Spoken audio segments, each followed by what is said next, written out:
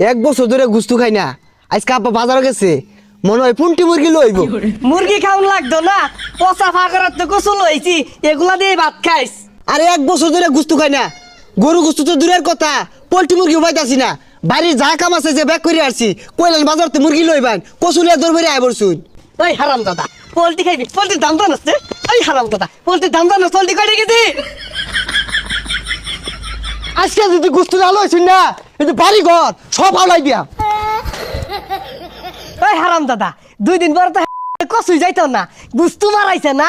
ঈদ আমাদের একবার গুস্তু খাইছিলাম, টিহা দে ঘর চাইবো, টুল্লা বাইন্দা দে ধরে যাইতে শুমু, এ কচু খাইতে খাইতেই মরবি। ও রহমতিকা, রহমতিকা বাড়িতে শুন। কি হয়েছে বাস্তা ডাওকে কিছে? ওই আর কই না যে আব্বার লগে না গুস্তু লয়ে একটা কেসা লইছে, বিচারটা নামাই দূর লাগে আইন দি।